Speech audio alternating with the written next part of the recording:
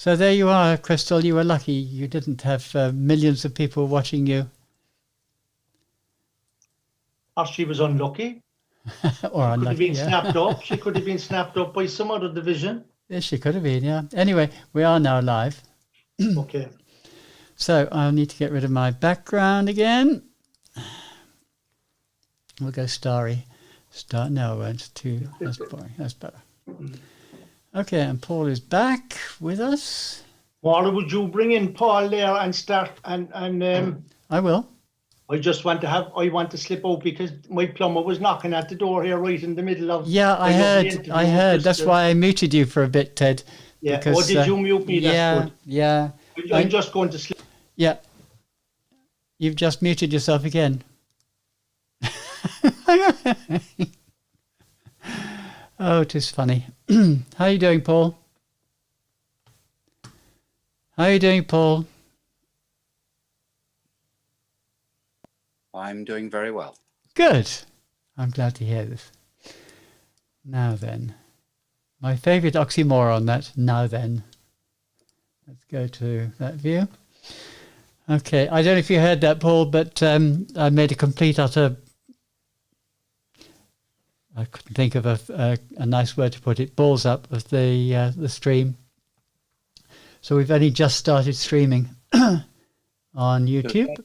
Does that mean that the earlier part of was streamed on District 71?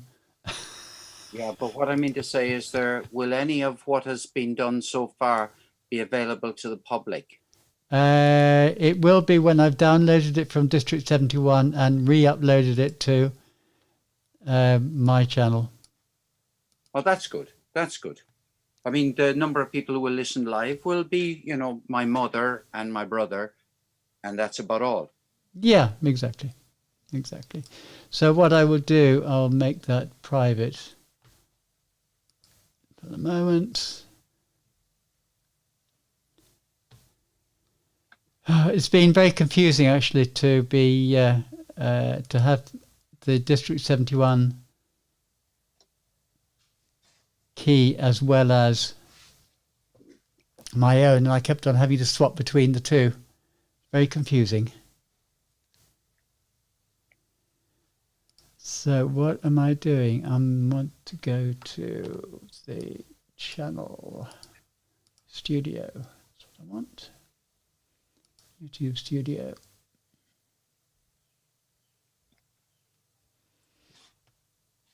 And videos. And live.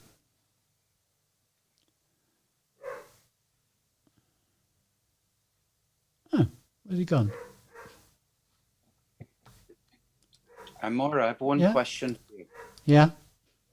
Apart from the elected members on the district leadership team, I know that there's an administration manager, which Philip O'Brien is going to fill. Yeah. There's a finance manager and it isn't important their names for Martin Foran.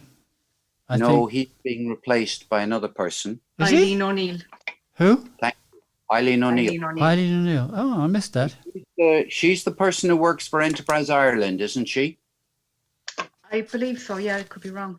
Yeah, she's quite a senior person in Enterprise Ireland. Eileen O'Neill. Neil. I know who she is, and but because of another project.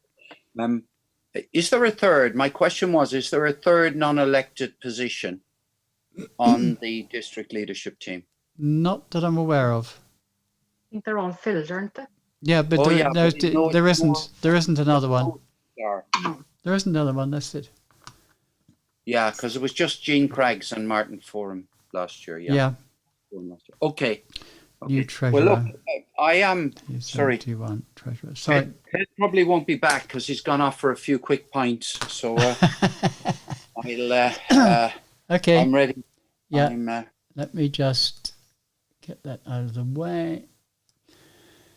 My screen is getting rather full, as it always does.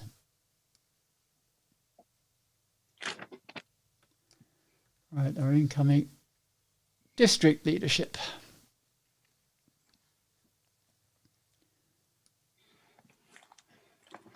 This is the district leadership team in my head. Very ordered. It's also different from any other representation of the district leadership team that anyone has ever done before in the history of Toastmasters. I see. Or at least Division A has a very different structure. Mm-hmm. Anyway, that's another topic. I'm not breaking any revelations on the show. I'm ready to go, Moira, whenever you are. Yes, I am all but ready. Just been doing a bit of housekeeping. Okay. 3, 2, 1, go.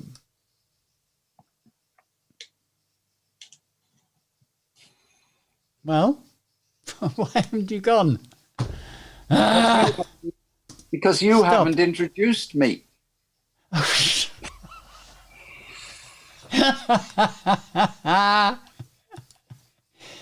Yeah, fair comment.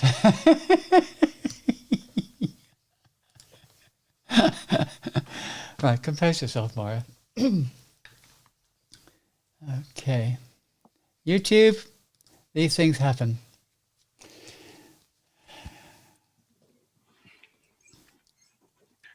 Welcome to part 3 of the Talk Show for Talkers here on irishtalkers.com. Can I just remind you of our email address? info@irishtalkers.com. Our Facebook page is the Talk Show for Talkers, and our website is www.irishtalkers.com. Well, you got to make it slightly different, haven't you, Crystal?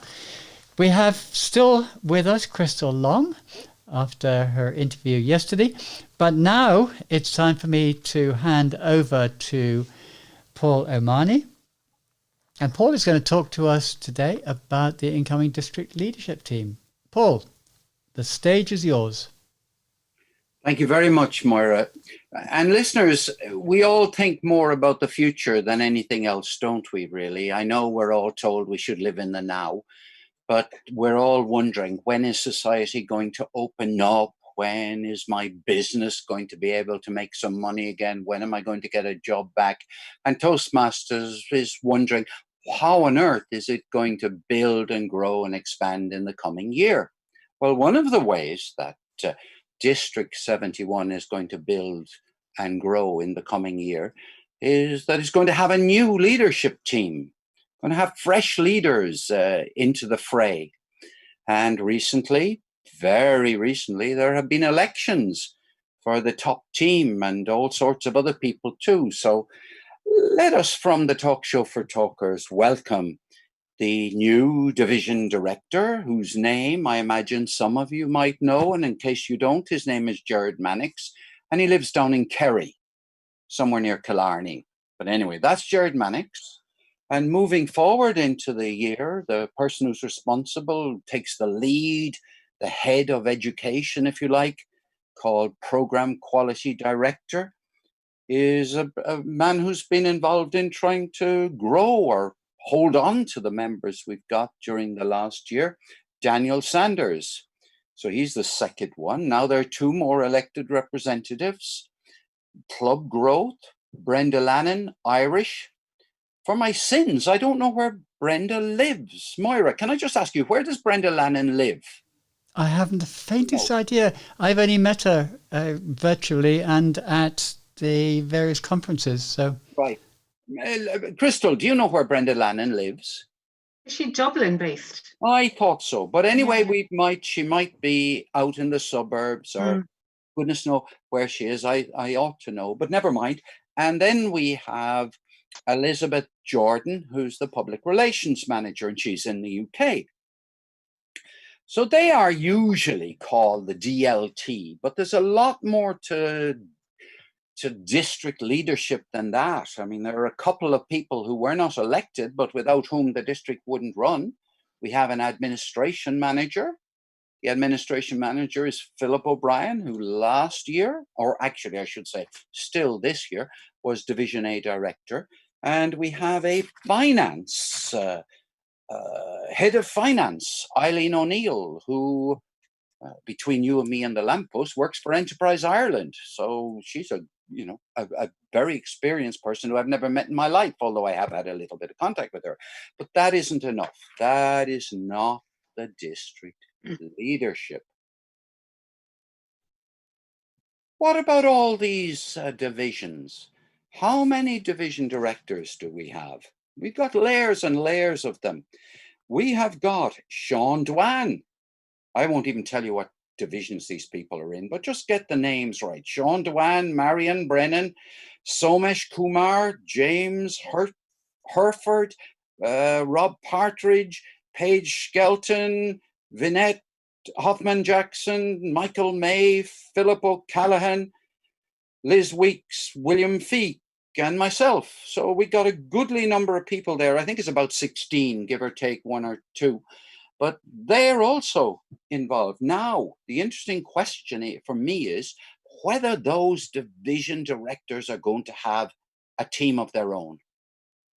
I'm not going to recommend what division directors do. It's up to them. They're there. They have to make their own decisions. All I can say is I'm very seriously considering, not giving anything away, but I'm seriously considering that I might need support from people at division level. So there's a layer there of people involved in the leadership of and the division directors have votes at division council. So they're policy making part of the organization. They have as many votes as Jared Mannix has. One division director's vote is equal to Jared Mannix in that sense. But that's not enough. How many area directors do we have?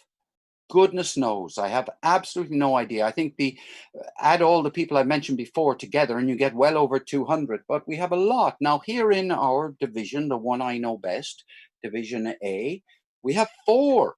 Now, question to you. So I got 4 and they're also part of the district leadership team. They have votes through the division executive council. So, but what happens? Will the area directors have a team? Interesting question. They're entitled to have a team. Will they have a team? That's up to each of the area directors to decide. They could make the mistake I made last year, which is try and do it all myself. Try and be an area director without assistance. Very bad mistake by Paul. Now, who else has a role? The club presidents. The club presidents have votes, I tell you, in who gets elected. They've got to be part of the leadership team if they've got a vote. Their vote counts just as much as Brenda Lannon's vote counts. We've got goodness knows how. Somebody told me there were 240 clubs in District 71. One of the candidates for election said that. Anyway, the presidents, and that isn't enough. Then there's the vice presidents for education. They have a vote too. Now, if you schmozzle all these people together, Moira and Crystal, you get a significant leadership team, don't you? You do indeed. I was just mentally counting up the number of area directors that we probably have in the district, and it's somewhere around 60, between 50 and 70 anyway. That's a significant number, and if each of those has 2 or 3 assistants, you are talking about a significant number of people involved. Now, this group of people taken together, not forgetting the club presidents and the education vice presidents, this group of people can move mountains. No question about it. Think of the talent.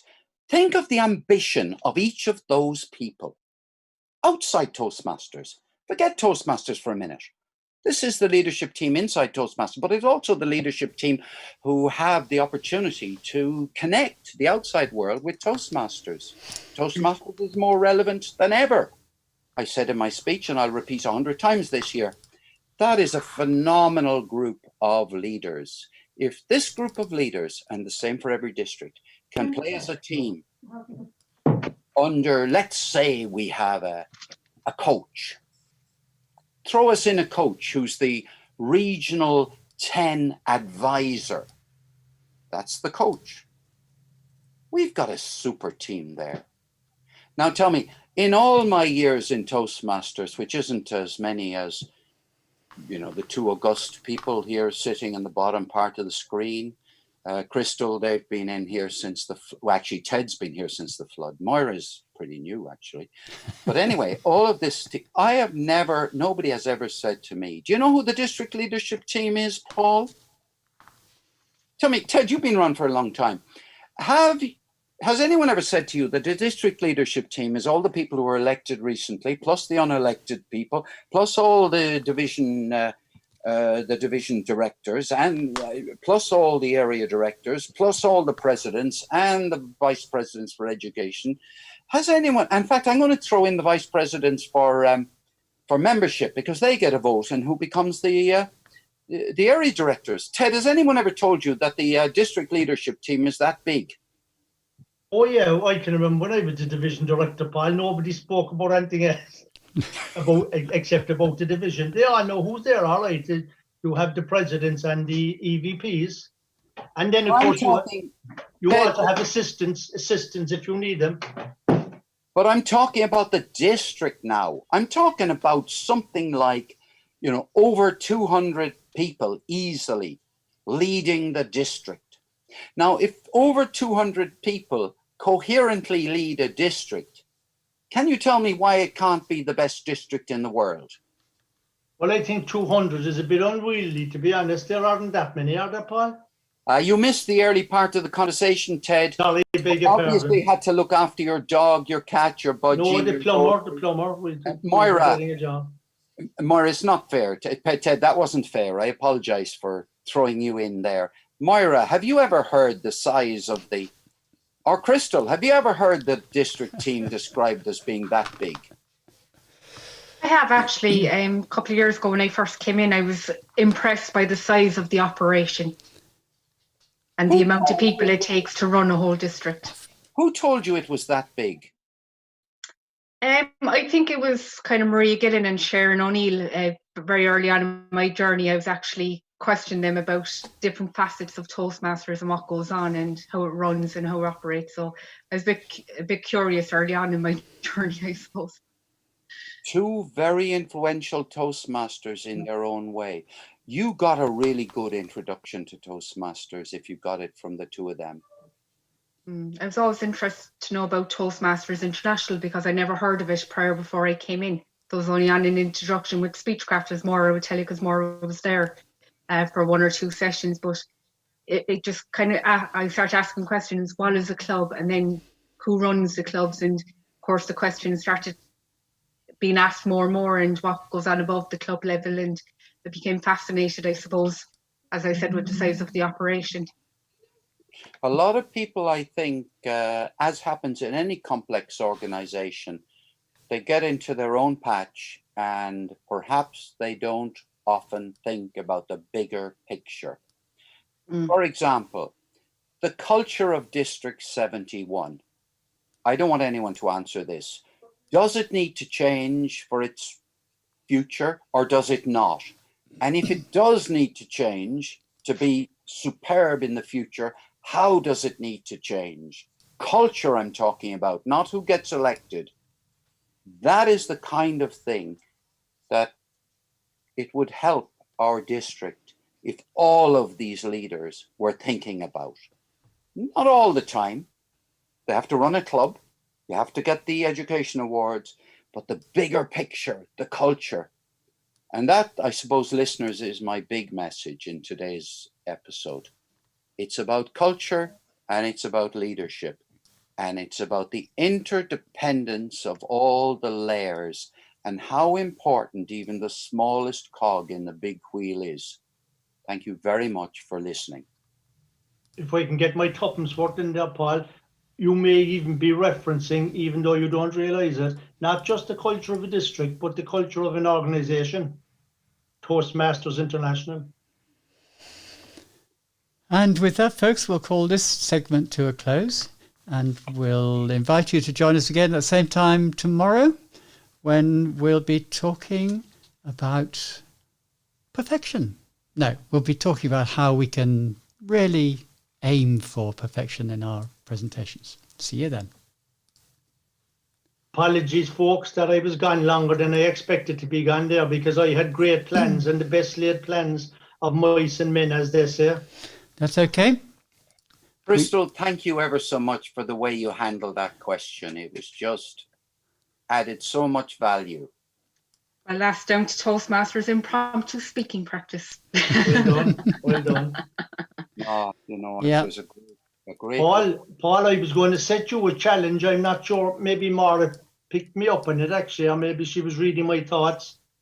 Do you realise that Crystal Long and Knocknaheeny Toastmasters are on the brink of being chartered? Sure, Ted, if you think I've been following the minutiae of Knocknaheeny ever since the idea was floated. Now, I do things in the background, even if I don't get to the club meetings. What I'm going to say to you now, I'm going to get you to put your money where your mouth is, or your mouth where your money is, whichever way you want to look at it. The first little challenge that we're going to give to you is that Knocknaheeny will be the first club to charter in Division A during the pandemic. Well, I tell you what, Ted, I'll have nothing to do with it. I'll simply cheer when it's achieved. I mean, it isn't my job to charter the club. I'm a delegator. Well, you're the incoming Division A director, and whether it is your job or not, it's certainly a big feather in your cap for every club that you can get. I don't collect feathers in my cap.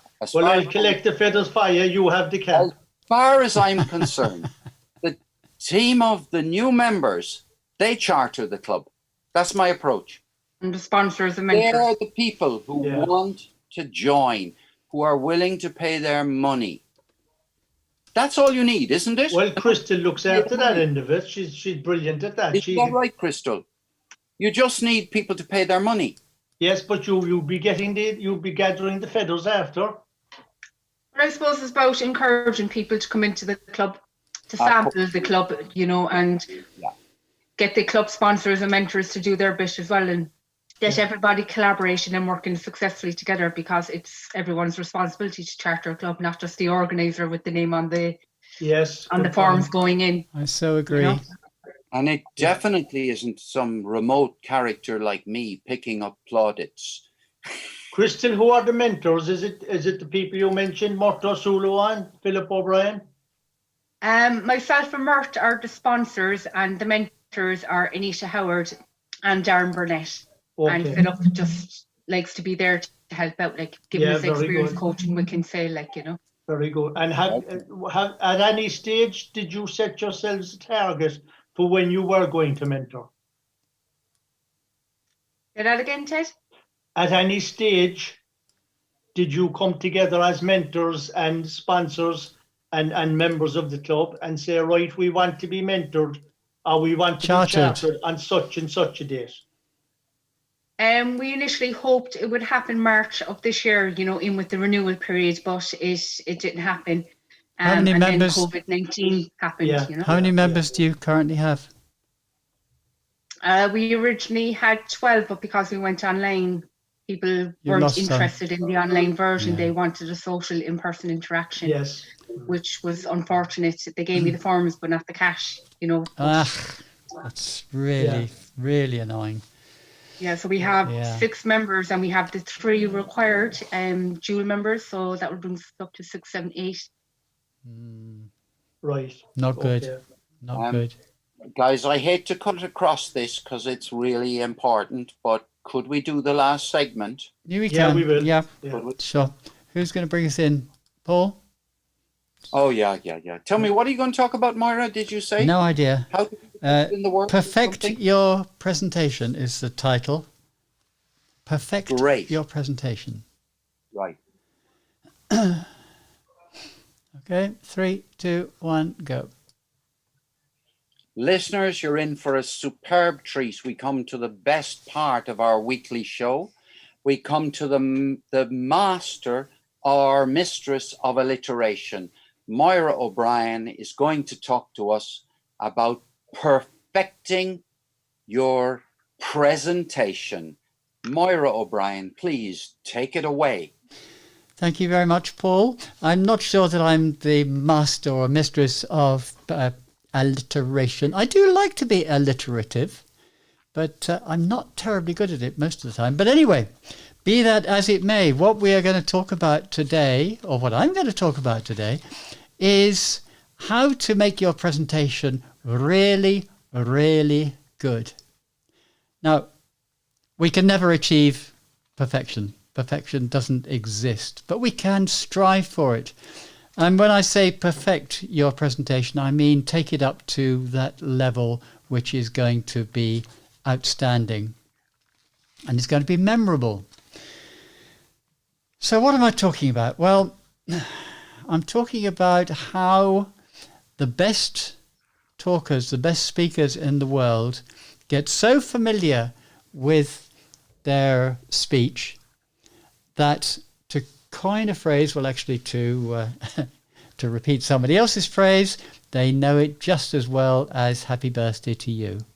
Now, if you go into a restaurant and somebody in the next table is singing happy birthday to you, you can join in without thinking of the words, and you can sing it whilst you're paying attention to the waiter bringing in the cake. How many candles are there on the cake? Whose birthday actually is it? Who's standing up and smiling? Who's not singing?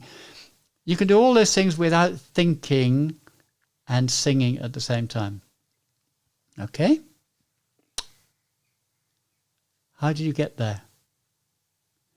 You got there by repetition and repetition and repetition and repetition and repetition and repetition. You see, you get the meaning? You get what I'm saying? Okay, let's go back to basics then. We're starting off, we're creating a new presentation. So the first thing to do is just to wing it. Just go out there and say the first thing that comes into your mind. Don't worry about structuring it. Just get your points across, the things that you want to say, and record yourself doing it. Now, it won't be very good because whilst you've given a bit of forethought towards it, you will not necessarily have gone in and made it into a nice opening and the 3 points for every 10 minutes or one message for every 10 minutes and a good closing bit. You're just trying to get your ideas out there online or on record. Okay, that's the first bit. Right, we've got the ideas, we've got the sort of things that we want to talk about and we've recorded it. We now want to sit down and write it out. Write out a script. And here you're going to look at a bit of structure. You're going to look at your opening. You're going to look at your sections within your speech. Depending on how long the speech is, let's say it's a 10-minute speech, you're going to have 3 segments and you're going to look for the message that you're going to try and convey through your talk. Okay? Next thing, get your script, well, the first version of the script, and read through it. Read through it 2, 3, 4 times. Read through it out loud. Record yourself each time that you read it and listen to yourself reading it back. Now, you probably won't like the way that you hear yourself speaking because you're reading it. And unless you are a very, very, very experienced reader, it is almost certain that your audience will know when you're reading a script. It's very, very difficult to disguise. But that doesn't matter at this stage. This stage, we just want to get the ideas into your brain, the structure, the transitions from one paragraph to the next paragraph. Okay. But also you're going to go, when you've done that, you're going to think, well, that didn't go over terribly well. This could be better. I could rephrase that, maybe change the order, sequence it, go through, cut, get out anything that's not contributing to your message. The refinement that you're going to do with your speech. So what do we do then? Well, we go back and we start memorizing it. Now, unless you've been in amateur acting or professional acting for that, you may not be aware of how you can memorize a long bit of script. And there are techniques. Look it up on the internet, go over and see how other people do it. But the way I would do it is I would take one small piece, one paragraph, and I will memorize that paragraph. And I will practice just that one paragraph over and over again until it becomes firmly embedded in my brain. I'll then take the next paragraph and I'll learn the next paragraph until that's firmly embedded in my brain. But there's an important bit here. What's the link between the first paragraph and the second paragraph? You need a key. You need a prompt. Now, in acting, it's the previous person's speech. So you link whatever the previous person has said to what you're currently going to say. And that's how you do it. But of course, we don't have that in our speech. We just have what we have said, the content of the previous paragraph and this paragraph. So find a key and memorize that key. Memorizing the key is almost more important than the memorizing of the paragraphs, because as you go through this process, you're going to be embedding the ideas of each paragraph into your mind. And that's the important thing, rather than the being able to reproduce this speech word for word as you've written it. So I've written down here, repeat, record, repeat, record, repeat.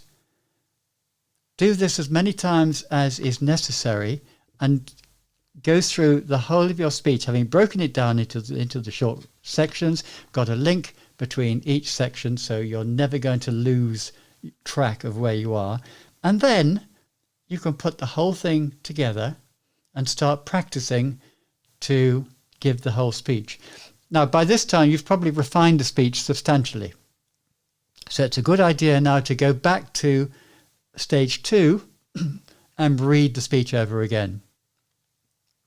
Make sure that you've got the various changes in your mind. What I would do then is actually discard that script. And instead of working from the script, just work on strap lines. A strap line for each major thought. And that might just be a paragraph or it might be a sentence. But you'll end up with, say, in a 10-minute speech, you might have 10 or 12 strap lines. And these are the things that you need in order to be able to get the speech properly linked together and flowing properly from start to finish.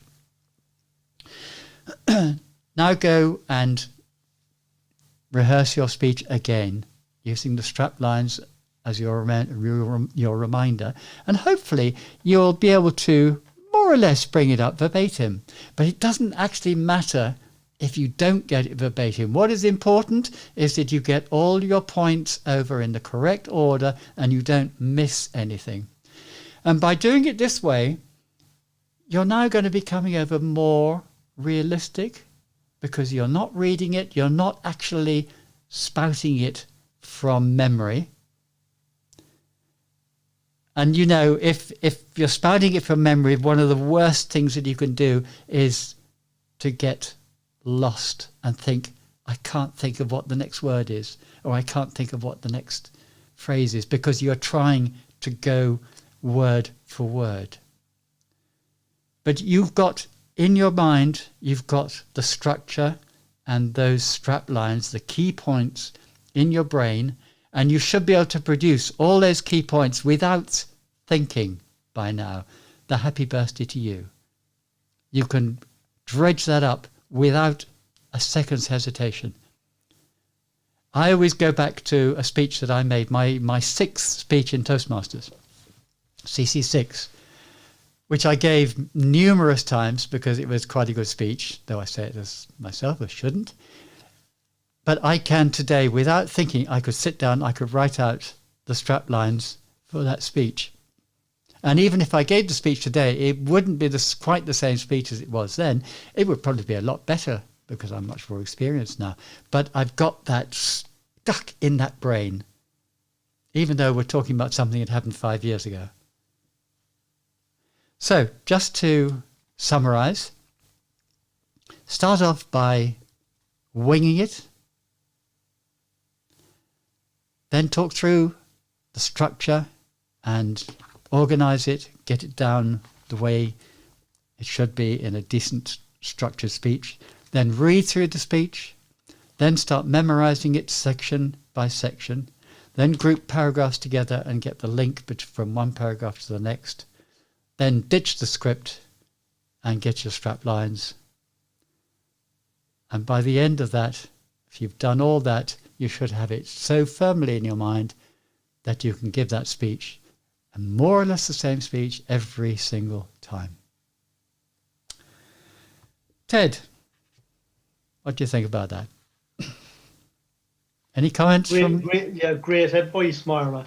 I tell you what, I was surprised at, because I do a lot with memory books and how to come up with memory strategies. But when you say you can remember your sixth speech, geez, that's brilliant. Well, Jed, it's because I did it so many times that it is just firmly committed to memory. Now, I can't remember. That's great advice. I can't necessarily remember. Yeah, I can't necessarily remember the actual words that I used in that, but I can redo the speech because I've got those key strap lines in my mind. I know the structure of it. I know the three parts of it. I know the opening and the closing, and that's all you need. Yeah, superb. And that's all Toastmasters training too, if you think absolutely, 100%.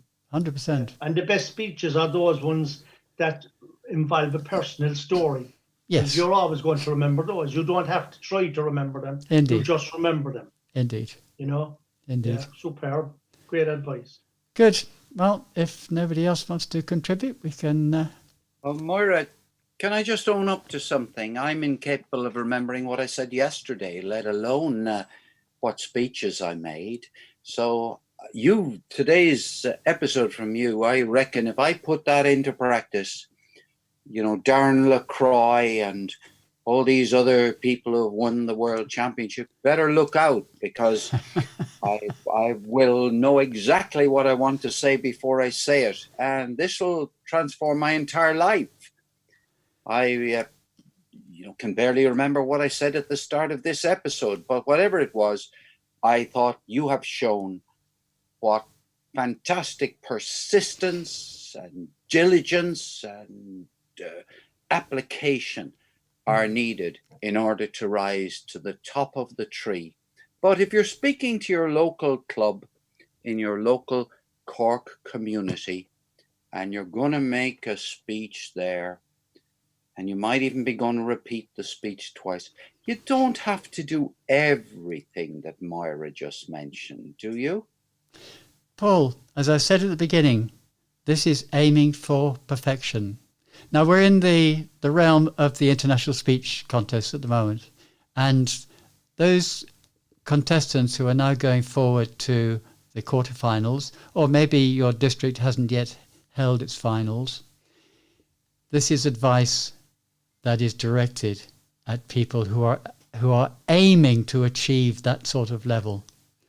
Now, if you're a beginner in Toastmasters, then disregard everything I've said, because you haven't a hope at that level of. And if you're thinking of joining Toastmasters, please don't listen to this episode. It's not like that every week. And I'd like to tell both of you, actually, I'd like to throw my little piece in there. Craig Valentine joined Toastmasters, and 9 months later, he was the International Speaker of the Year. I know. First person ever to do it, first time. Look at all the learning he didn't have. Yeah. Insofar as Dan and Joya had to ratch. He had 10 attempts at it. He was already a professional speaker then. And he won it at the 10th attempt, yeah. So that was over 10 years. It was. Look at all the learning he did in the meantime. Indeed. Well, that brings to an end this week's episode of the Talk Shepherd Talkers. I hope you've enjoyed it. I hope you've got some benefit from it. And we'll look forward to seeing you again with another 4 episodes next week at the same times. So we'll see I you would then. like to thank Crystal Long for being a superb guest as always. Crystal, it was a pleasure. Thanks for having me. It was a pleasure to be on the show with 3 fine Toastmasters. Well done. Listen out for us over the weekend now. Tell all your friends. I will indeed, Ted. Well So done. from Moira O'Brien, goodbye from Ted and Paul. And Crystal. And Crystal. Bye. Bye. Take care, everyone. Well done, Crystal. Crystal, I'll see you Saturday night, so please God for the open mic. Yeah, looks, we will have a great audience because people are just emailing me. They're asking, could they contribute? So Fantastic. Well done. You're spoiled for choice there, yeah. Oh, that's interesting. yeah. Especially now I've we get lost my speakers. body. So. Yeah, I'm looking forward to Sylvan. No, that should be very interesting. Yeah, it's nice to have somebody on with a story that or Oh, it is, yeah. to feature, like, you know. An opportunity for all of us to learn. Just like Okay, we had folks. Alka Bromley up in Knocknaheeny. She's a contendant for the regional finals of the World Champion of Public Speaking there 2 weeks ago. Oh, I think that's she's right, making she an was appearance brilliant. she's making an appearance in Kinsale Toastmasters, I think, in the next week or two, if anyone's interested. Oh, is she? That's very good. Yes, she was that her speech was very impressive, wasn't it? It was, yeah. Okay, Yeah, folks, she's into the- I've got to she's stop into the live quarterfinals, stream. Moira. I'm going to stop the live stream now. I have to go because I have another meeting starting now. So I have to sign off. And we'll see you all Moira, again. thanks for your Maura. help earlier on. Crystal,